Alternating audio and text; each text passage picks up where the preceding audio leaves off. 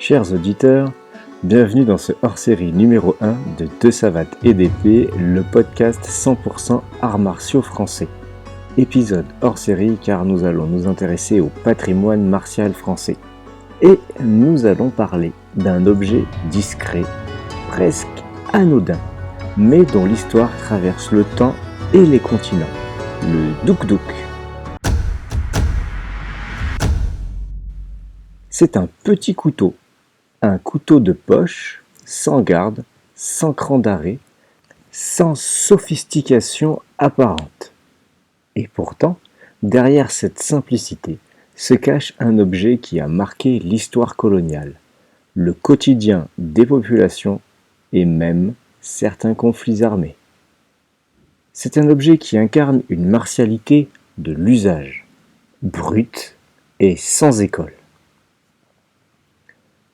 Pour commencer, il faut savoir que le douk-douk est créé en 1928-1929 à Thiers, célèbre ville réputée pour ses nombreuses coutelleries, par un certain Gaston Cogniet, que l'on prénomme parfois Gaspard. La maison Cogniet n'est pas récente, ses origines remontent officiellement à 1835, et peut-être bien avant. Thiers, dans le Massif central, est depuis le XVIIe siècle une des capitales de la coutellerie française. La ville a forgé, sans mauvais jeu de mots, un savoir-faire unique autour du pliage et de la trempe des lames, destiné très tôt à l'exportation. Dès sa création, le douk-douk n'est pas pensé pour la France. Il est conçu pour l'exportation, d'abord vers la Mélanésie, dans l'océan Pacifique. Un marché alors jugé prometteur. Sur le manche est gravée une silhouette, celle d'un douk-douk. Ce personnage n'est pas une invention, il provient de la culture mélanésienne, notamment de l'archipel de la Nouvelle-Bretagne. Le douk-douk est un esprit ou un dieu incarné lors de cérémonies, représentant la justice et l'ordre social. On le décrit comme une figure anthropomorphe aux traits simplifiés mais reconnaissables. En effet, il s'agit d'un individu qui revêt un masque duquel pendent des feuilles ou auquel sont rattachées des feuilles, donnant ainsi l'impression que la divinité porte une sorte de pagne constitué de feuilles et de branches. Il a une silhouette élancée et les bras légèrement ouverts, comme pour juger. Le visage est stylisé, il montre une expression grave, symbolisant à la fois la crainte et le respect. Il est parfois associé à la guérison ou à la punition. Il est toujours garant de l'équilibre et de l'ordre dans la communauté. Le nom et le symbole de ce couteau sont juridiquement protégés. En effet, le 26 août 1929, Gaspard ou Gaston Cogniet dépose officiellement la marque douk-douk au greffe du tribunal de commerce de Thiers. Cette démarche protège le nom et le dessin, puisqu'il figure sur le document ayant servi à l'enregistrement au greffe. Le dessin, d'ailleurs, destiné à être frappé sur les couteaux pour les identifier. Dès sa naissance, le douk-douk est donc une marque et pas un simple modèle anonyme. Sur le plan technique, le douk-douk est un modèle d'économie absolue. Un manche en tôle d'acier plié très mince, une lame en acier carbone trempée pour un tranchant proche du rasoir, un ressort, deux rivets, une bélière. Pas de cran d'arrêt. La sécurité repose sur le talon carré et sur la tension du ressort. Simple, robuste, efficace, peu de matériaux, peu de main-d'œuvre, un coût de fabrication peu élevé. Le douk-douk est principalement prévu pour être diffusé à travers l'empire colonial français, dont les nombreuses populations représentent un marché important pour les différentes coutelleries françaises.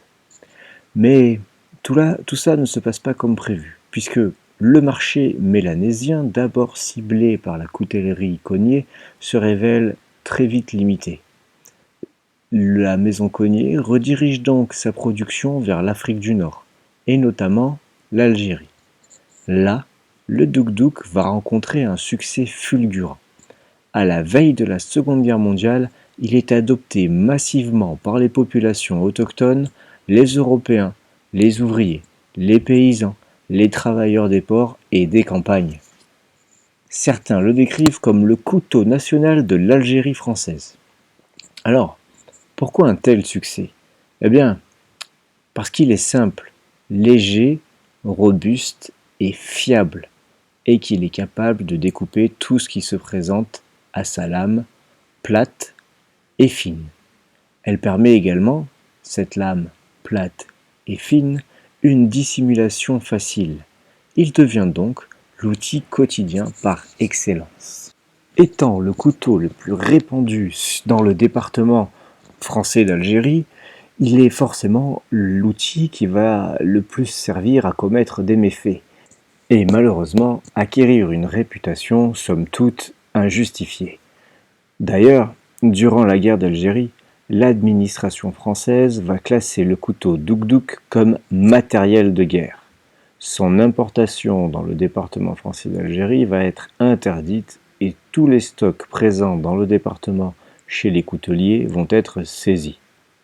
Ironie de l'histoire, une partie de ces couteaux saisis va ensuite être redistribuée aux militaires français et notamment aux appelés comme couteaux de poche standard. Après la décolonisation du Maghreb et la perte des marchés que représentait l'Afrique du Nord pour la maison Cogniet, celle-ci se tourne vers l'Afrique subsaharienne. On le tient de la bouche du petit-fils de Gaston ou Gaspard Cogniet.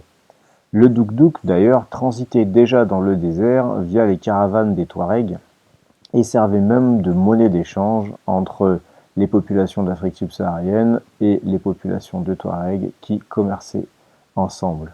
Cette circulation préexistante a donc assuré à l'entreprise un accès rapide à de nouveaux marchés en Afrique subsaharienne. Le Douk-Douk s'est également implanté dans d'autres parties de l'empire colonial français et principalement en Indochine où il fut importé par les troupes coloniales françaises. On le retrouve également au Liban. Quoi qu'il en soit, le Douk-Douk connaît un franc succès dans de nombreux pays, sauf à l'endroit où il était initialement prévu de le commercer, c'est-à-dire la Mélanésie. Nous l'avons dit, malgré sa conception utilitaire, puisqu'il s'agit d'un outil, le Douk-Douk va acquérir rapidement une réputation plus sombre dans les contextes de violence quotidienne, de rixes et de tensions coloniales, principalement en Algérie. Il va devenir une arme redoutée. Bien que cette image soit principalement liée au folklore de la guerre d'Algérie et de la décolonisation, il y a une part de vrai dans tout ça. Étant donné qu'il est un outil facilement dissimulable et qu'il est aussi et surtout un outil du quotidien en Algérie, c'est un des outils qui servira à commettre le plus d'exactions, malheureusement. D'où cette image qui va lui coller à la peau. En France métropolitaine, le Douk-Douk reste longtemps presque inconnu. Il ne refait surface qu'après la décolonisation, lorsque les soldats du contingent et civils rapatriés ramènent ses couteaux en métropole. C'est le début d'une seconde vie, cette fois en tant qu'objet patrimonial. Aujourd'hui, le Douk-Douk a connu quelques évolutions. Il est proposé dans un acier carbone ou inoxydable, notamment dans la gamme Colors, avec un acier Z70 et CD15 plus résistant à la corrosion. Il est destiné aux randonneurs, aux campeurs, aux pêcheurs, aux chasseurs, aux bricoleurs, bref, à tous ceux qui ont l'utilité d'un couteau. Son entretien est minimal et il reste fidèle à sa philosophie d'origine, simplicité, efficacité et robustesse.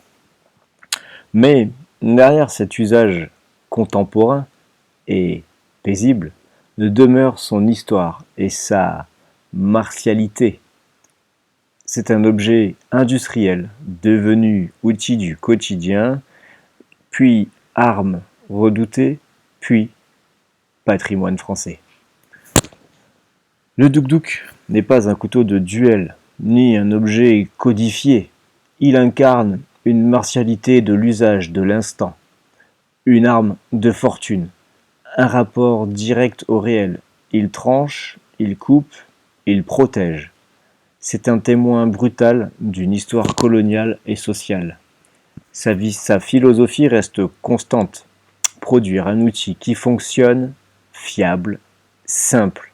À l'image des guerres coloniales, l'usage du duk-duk comme arme durant celle-ci marque une rupture avec l'esprit martial français traditionnel, car il s'agit alors d'une arme de fortune, une arme de la dernière chance, utilisée en dernier recours, ou alors pour commettre des exactions.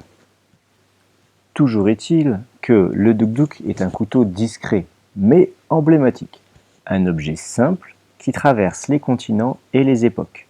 D'un outil utilitaire à une arme redoutée et fantasmée, il devient un objet du patrimoine martial français, bon gré, mal gré. Et enfin, je le rappelle, même si le duk-duk était un outil et un objet du patrimoine martial français, il s'agit avant tout d'une arme dont la vente est interdite aux mineurs en vertu de l'article L315-4 du Code de la sécurité intérieure.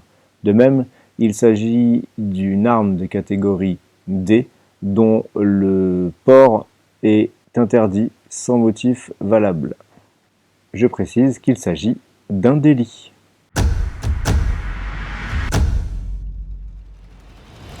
Ceci étant dit, merci de nous avoir écoutés, chers auditeurs. C'est la fin de cet épisode hors-série numéro 1 du podcast de Savate et d'Épée. Je vous encourage à aller voir les liens en description dans la bio. Vous y retrouverez le lien Instagram des escrimes du parc de la Tête d'Or à Lyon, celui de l'amicale des arts martiaux français et du Discord de l'amicale des arts martiaux français. Je vous dis à dans 15 jours, merci pour votre écoute, à bientôt.